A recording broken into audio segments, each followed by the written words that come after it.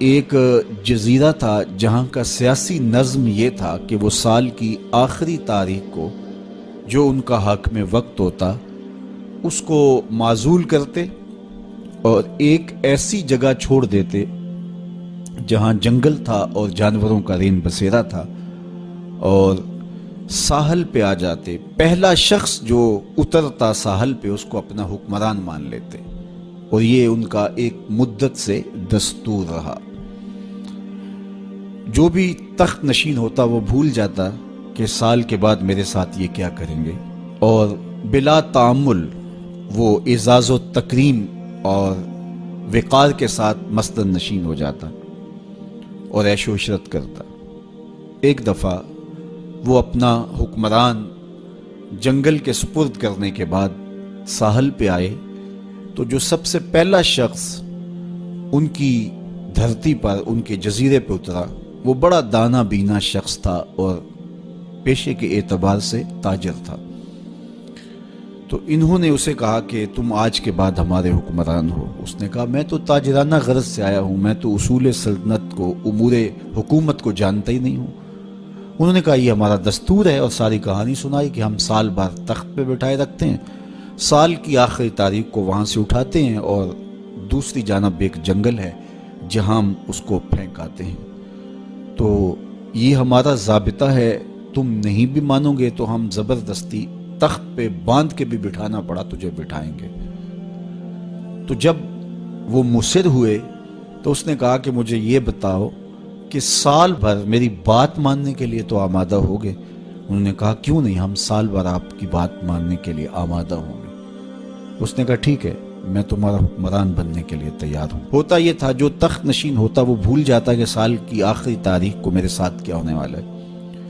یہ پہلا شخص تھا، تخت نشین ہوتے ہی اس نے کہا کہ بلدیہ کے ملازمین بلائے جائیں، بلائے گئے۔ کہ فوج کے کمانڈوز بھی بلائے جائیں، وہ بھی بلائے گئے۔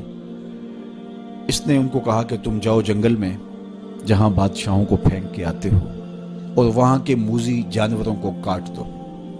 بلدیہ کے ملازمین کو کہا کہ تم ان کے پیچھے جاؤ اور کانٹے دار جھاڑیاں کاٹو۔ وہاں معماروں کا ایک گروہ بھیجا کہ وہاں جا خوبصورت محل تعمیر کرو۔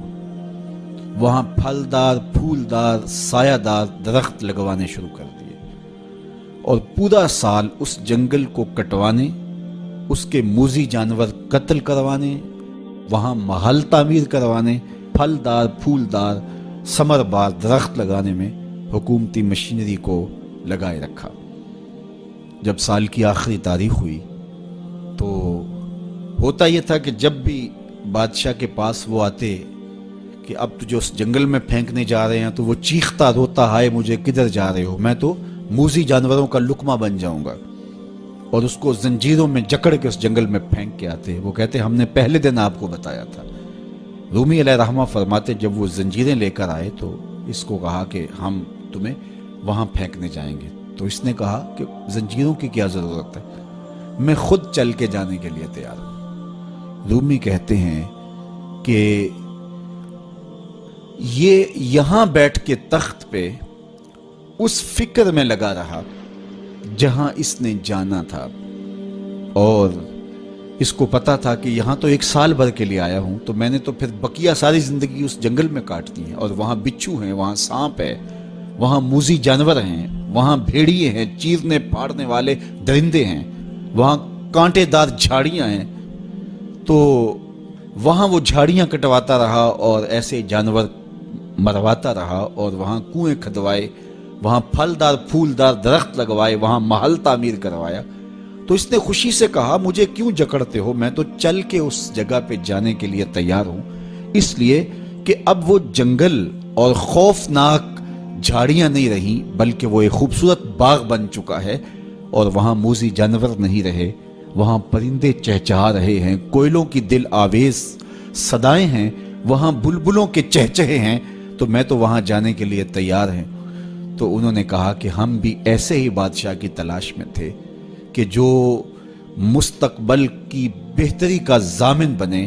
تو کہا کہ جناب آج سے ہم اپنا قانون بدلتے ہیں، آپ تخت پہ ہی رہیے، جس طرح جہاں جانا تھا وہاں کے لیے آپ نے پورا سال محنت کی اور اس کو گلزار بنا دیا، تو آپ تخت پہ بیٹھیے اور آج کے بعد آپ ہمارے مستقل حکمران ہیں اور اس ملک کو گلزار بنا دیجئے۔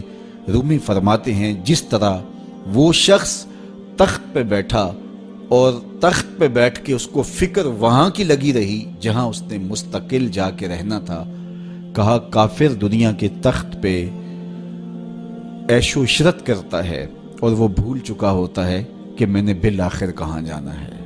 فاسق اور فاجر بھول چکا ہوتا ہے کہ اس نے کہاں جانا ہے، لیکن صالح مومن اس دنیا پر آرام سے نہیں بیٹھتا، اس کا سارا خیال، اس کی ساری توجہ وہاں ہوتی ہے جہاں اس نے جانا ہوتا ہے، اس لیے وہ یہاں بیٹھ کے قبر کے کیڑے مکوڑے ختم کرتا ہے، یہاں بیٹھ کر کے قبر کے سانپ کاٹتا ہے، یہاں بیٹھ کر کے اپنے اعمال کے لشکر بھیج کے وہاں کے بچھو ختم کرتا ہے، اور جب وہ اس دنیا سے رخصت ہوتا ہے تو القبر روضۃ من ریاض الجنہ، تو قبر جنت کے باغوں میں سے ایک باغ بن چکی ہوتی ہے۔